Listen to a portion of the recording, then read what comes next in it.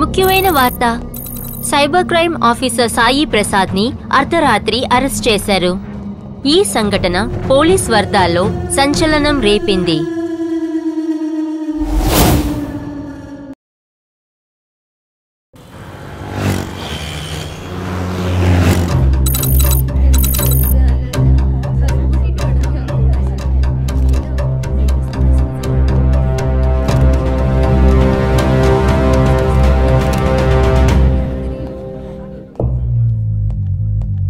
Mister Vijay Raghunath, leading businessman and VTV channel MD.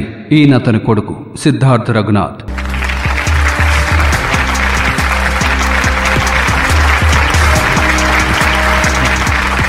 Thank you ladies and gentlemen, నేను phone చేసి అడిగిన వెంటనే ఏంటి ఎందుకని అడగకుండానే ఇక్కడకు విచ్చేసిన గౌరవనీయులైన ముఖ్యమంత్రి గారు, నాకు ఆప్తమిత్రులు సంతాన భారతి గారికి, మంత్రులకు, అధికారులకు, నా వ్యాపార భాగస్వాములకు, మిత్రులకు మనస్ఫూర్తిగా కృతజ్ఞతలు తెలుపుతున్నాను.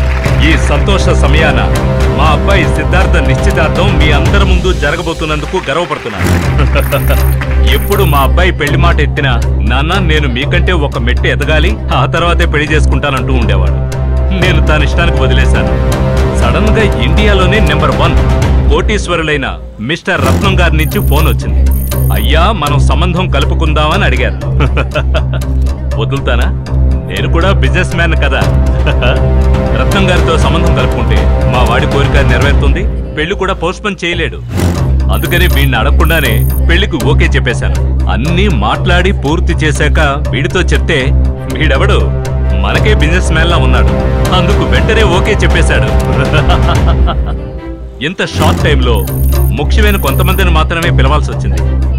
ఇంకో 7 రోజుల్లో పెళ్లి గ్రాండ్ గా చేయాలనుకుంటున్నాను. అప్పుడు అందరినీ పిలిచి పెద్ద రిసెప్షన్ పెట్టాలనుకుంటున్నాను. ఓకే?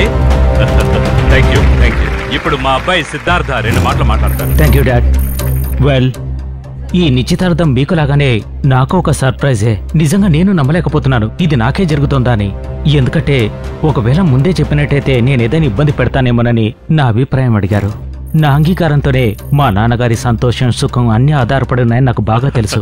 అందుకని నేను ఒప్పుకున్నాను. పెళ్లికి ఇంకా 7 రోజులే ఉంది. అందుకని అందరినీ పర్సనల్ గా వెళ్లి కలవలేను. మా నాన్న నన్ను సర్ప్రైజ్ చేసినట్టుగానే నేను అందరినీ సర్ప్రైజ్ చేయబోతున్నాను.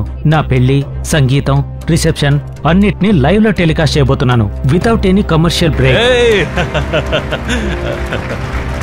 రండి మిస్టర్ రత్నం.